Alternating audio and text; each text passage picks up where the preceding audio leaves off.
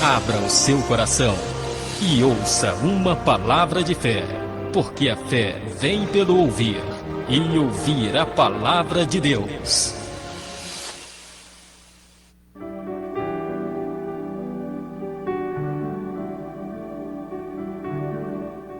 Graças a Deus, meus amados e queridos irmãos em Cristo, amigos, simpatizantes do Evangelho, estamos alegres nessa tarde. Eu estava aqui meditando na letra dessa última canção aí, Nunca Pare de Lutar. Eu acho que é tão forte as palavras dessa composição que não necessitaria nem de pregação mais, porque a palavra é poderosa. As palavras têm poder, e quando vem em uma canção tão abençoada como essa, né? Em tempos de guerra, nunca pare de adorar. Libere a palavra, profetiza sem parar. É muito forte, glória a Deus. Queridos, nessa tarde, a palavra de Deus nos foi trazida no livro de Gênesis, capítulo de número 37, uma história muito conhecida, uma história que foi até tema de novela aqui no nosso país, mas é sempre louvável nós pararmos para entender o trabalhar de Deus na vida de um jovem como José. Versículo de número 5 a seguir. Certa vez José teve um sonho, e quando contou a seus irmãos, eles passaram a odiá-lo ainda mais. Ouçam o sonho que tive, disse-lhes. Estava amarrando os feixes de trigo no campo, quando meu feixe se levantou e ficou em pé, e os seus feixes se ajuntaram ao redor do meu e se curvaram diante dele. Seus irmãos lhe disseram: então você vai reinar sobre nós? Quer dizer que você vai governar sobre nós? E o odiaram ainda mais por causa do sonho e do que tinha dito. Na outra tradução diz assim: e o odiaram ainda mais por causa do sonho e por suas palavras. Depois teve outro sonho e contou aos seus irmãos: tive outro sonho. Desta vez o sol, a lua e 11 estrelas se curvavam diante de mim. Quando contou ao pai e aos irmãos, o pai o repreendeu e lhe disse: que sonho foi esse que você teve? Será que eu, sua mãe e seus irmãos viremos a nos curvar até o chão diante de você? Assim, seus irmãos tiveram ciúmes dele, e o pai, no entanto, refletia em tudo aquilo. Glória seja dada ao nome de Jesus para todo sempre. Palavra de Deus, livro de Gênesis, livro esse escrito pelo homem de Deus, libertador Moisés, libertador do povo do cativeiro egípcio. Moisés, ele narra aqui os acontecimentos na família de Jacó. E eu já paro aqui para meditar um pouco o quão importante são as famílias na nossa sociedade. Tudo começou com uma família. Toda a trajetória do povo de Israel de fé, e essa fé passada para nós do cristianismo, começou com Jacó, com Abraão, com Isaac e com Jacó, uma família.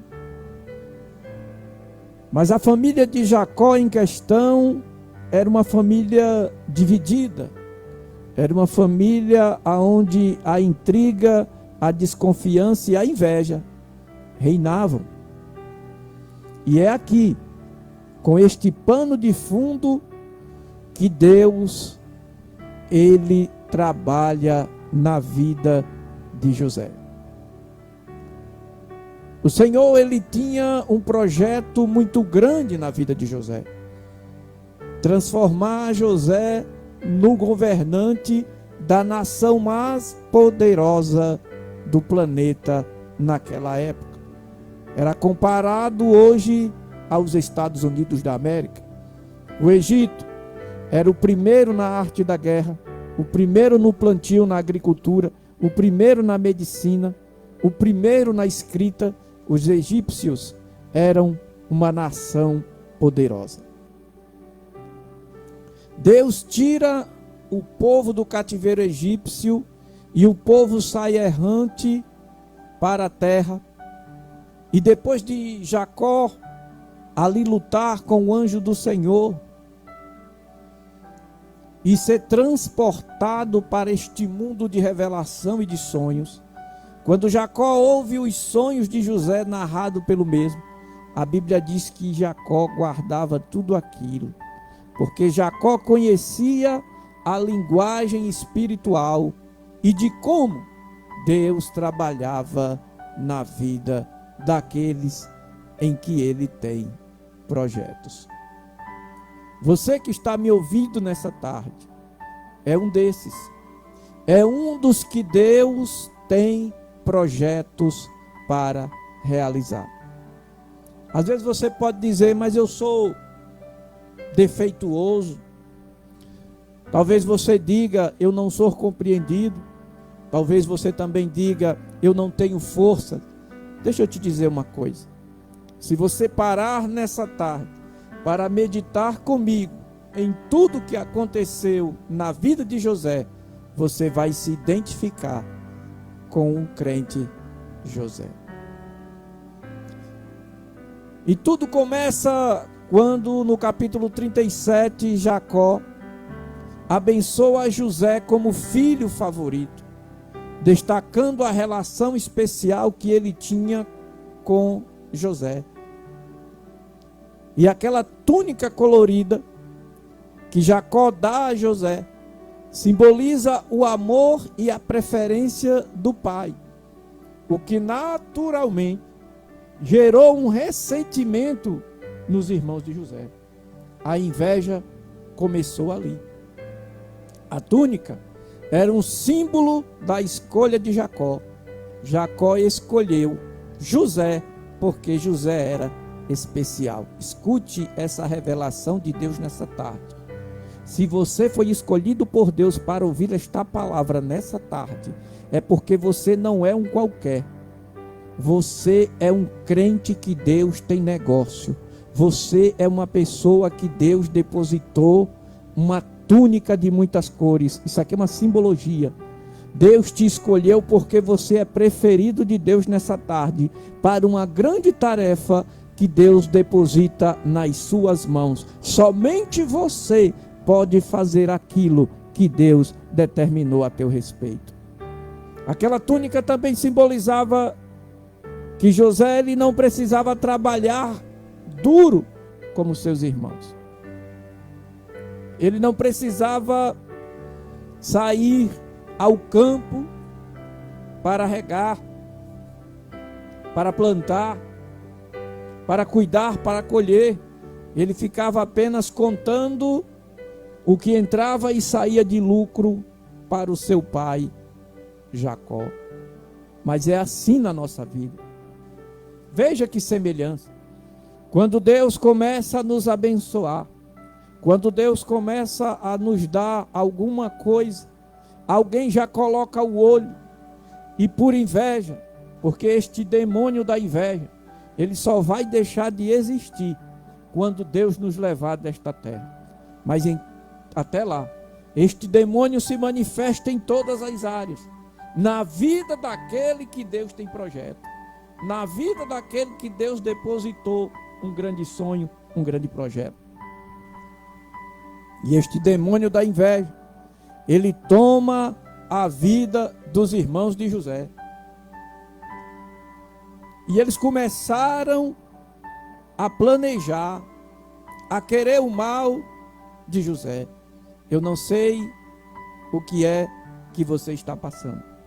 Eu não sei o que é que você tem enfrentado. Mas em nome de Jesus, se é por causa do espírito da inveja, nessa tarde, nós determinamos debaixo do sangue do nome de Jesus, que este demônio vai cair na tua vida. e que aquilo que Deus projetou para ti vai acontecer, porque Deus é fiel. Mais à frente, José é enviado para encontrar seus irmãos. Jacó manda José para encontrar os seus irmãos, que estavam pastoreando na terra de Siquém. Vejam, esta foi a oportunidade que eles queriam para tentar acabar com a vida de José. Porque tem gente, eu vou falar aqui, irmão, tem gente que se pudesse, você nem existia mais.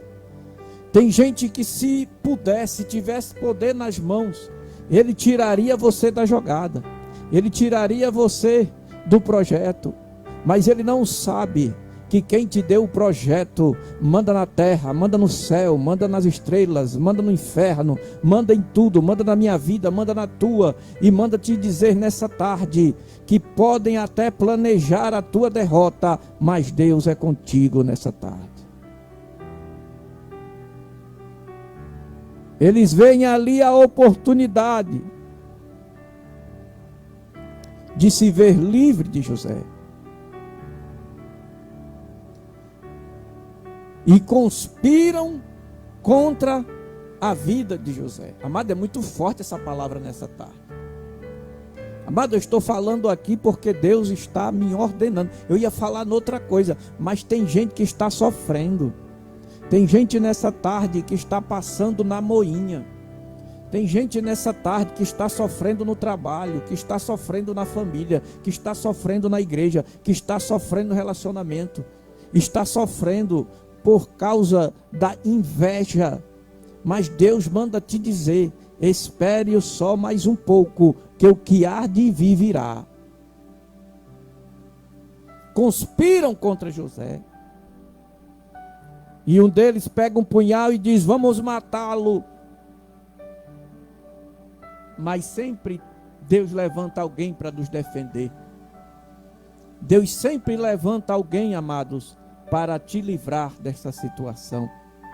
Não se preocupe, espera no Senhor.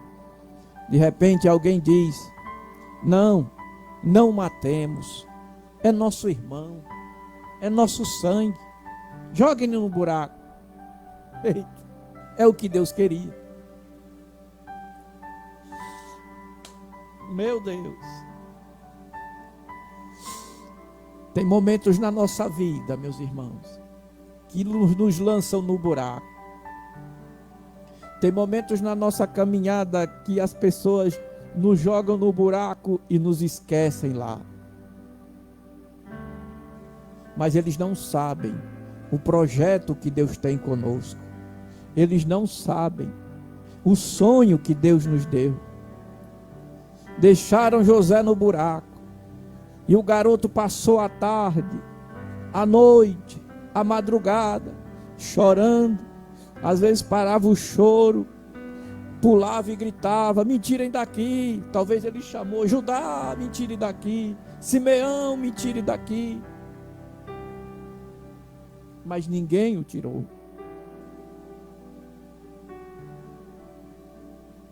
E ele estava só. Porque tem momentos na nossa vida que, mesmo tendo companhia, mesmo tendo pessoas do nosso lado, a gente se sente só, a gente se sente desabrigado, a gente se sente encostado. E se tem uma coisa que mata, irmão, é o desprezo. Se tem uma coisa que fere, que machuca, é ser deixado dentro de um buraco para morrer. Mas Deus viu ali a oportunidade que esperava. Tem gente achando que você, porque foi colocado no buraco, vai morrer. Tem gente achando que porque você está nesse local aí de desprezo, você vai se acabar. Deus está esperando a oportunidade. De repente, alguém diz: vamos vendê-lo. Vamos lucrar alguma coisa com isso. Tiraram o menino. Botaram correntes no menino e ele chorando, porque quando tiraram ele pronto, acabou a minha agonia. Os meus irmãos vão me abraçar de novo. Aleluia. Que nada, José. Eles te acorrentaram e venderam José a uma tribo dos ismaelitas que eram comerciantes, para que José fosse vendido como escravo. Tem gente que se esqueceu de você. Venderam você para o mundo. Venderam você para o Egito. Mas não se preocupe. Deus está esperando o momento para agir. José chega no Egito. E no caminho, porque muita gente não fala sobre o caminho, porque o sofrimento está no caminho. Porque eles iam a pé no deserto. E escravo era tratado como um animal. As roupas dele começaram a se rasgar. O sol queimava a pele do garoto. O beiço todo trincado porque não tinha água. E quando davam água, davam só um pouco, porque tinha que sobrar água para os camelos, para os cavalos, para as ovelhas. Escravo era tratado pior do que um animal. Ele que foi criado no meio da fartura, com uma túnica de muitas cores, comendo tudo, experimentando do melhor da comida da terra, agora estava faminto, sequíssimo, quase desidratado. Levaram ele para o Egito. Quando chegou no Egito, colocaram ele numa cela e jogaram água, jogando mesmo, para que ele ficasse apresentável, para que o vendesse. É nessas horas, nas horas que a gente passa por essas situações, que a gente começa a pensar: Deus, cadê o projeto? Cadê o sonho? Por que é que eu estou passando por isso? Amados, Deus está trabalhando. Alguém vende ele para um senhor de Faraó por nome de Potifar. E ele vai para a casa desse homem. E quando chega lá, ele é abençoado. Tudo que José tocava era abençoado. A casa de Potifar foi tão abençoada, mas tão abençoada, que Potifar se tornou um dos homens mais ricos e prósperos do Egito. Somente Faraó era mais rico do que Potifar.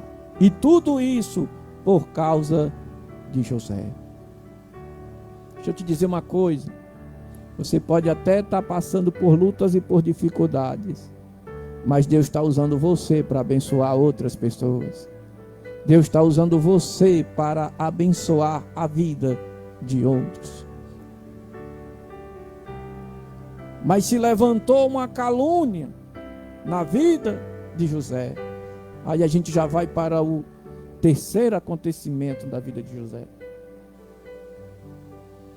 A esposa de Potifar colocou os olhos no menino, e o menino não cedeu porque tinha projeto de Deus na vida dele. Ela mentiu, enganou, e o rapaz foi novamente preso. Mas lá na prisão, Deus era com José. Eu tenho uma palavra forte para você nessa tarde. Eu não sei aonde você está. Se no cárcere, se no buraco, se na casa de Potifar ou na sua casa. Mas de uma coisa eu sei: Deus não esqueceu de você. Deus conta com você. Deus precisa de você, porque tem que abençoar muitos Potifais nesse mundo. Muitos vão ver a glória do Deus de Israel através de você. aguente mais um pouco. De repente, acontece um desenrolar na vida de José. Faraó tem um sonho aonde 7 vacas magras engoliam as vacas gordas, aonde 7 molhos bonitos destruíam os molhos secos. Ele não entendia, perguntou aos magos, mas tem coisa que só quem sabe é você, porque foi Deus que depositou aí no teu coração, José. José interpreta o sonho de Faraó de uma maneira que deixou Faraó abismado. E José ainda dá ali uma opinião a respeito desses dias de escassez, para que fosse colocado um homem experiente de valor, para guardar a fartura para o tempo da sequidão. E Faraó, iluminado por Deus, coloca José. José agora está como governador do Egito. E a pergunta que fica é: por que depois de 13 anos é que José recebe a sua bênção? Porque José era um jovem. E quando a gente é jovem, diz Paulo, discorria como menino, pensava como menino. Quando cheguei a ser adulto, acabei com as coisas de menino. José era um pouco arrogante quando ele ali chegava para mostrar os seus sonhos a seus irmãos, causando a inveja. Deus não poderia fazer de um jovem com aquele tipo de comportamento um governador para salvar a linhagem que viria a ser a linhagem de Cristo. Deus precisaria transformar, moldar, e os sofrimentos, as angústias, tudo que José passou foi para que José virasse um homem de verdade. José agora com 30 anos, governador do Egito, aprende o 4º e maior acontecimento da sua vida. José aprende o que é perdoar. Há uma seca na terra de Canaã. E Jacó manda que seus filhos comprem grãos no Egito, porque a notícia que chegava é que no Egito havia um governador que estava estocando e vendendo grãos. E os irmãos de José vão ao Egito. José recebe-os pela primeira vez. Depois tem uma ideia de esconder alguns artefatos dentro dos grãos, para que eles fossem coagidos à sua presença. E José teve ali a oportunidade de devolver a maldade que seus irmãos fizeram com ele, de o tentarem matar, de o venderem, de mentirem para o seu pai. Mas Deus ensinou a José que a maior virtude de um homem não é justificar os seus atos, é perdoar aos outros. Nessa tarde eu digo a você: volte para o caminho que Deus traçou para você. Deus ainda tem sonhos e projetos na tua vida, mas é preciso aprender a perdoar. Esqueça o mal que te fizeram. Esqueça aqueles que te venderam, que te traíram, que te machucaram, que te açoitaram. Quando José vê os seus irmãos, José estava com a indumentária egípcia e eles não reconheceram José de pronto. Mas os olhos de José começaram a lacrimejar. Quando José começou a olhar para Simeão, para Judá, para Naftali, seus olhos começaram a lacrimejar.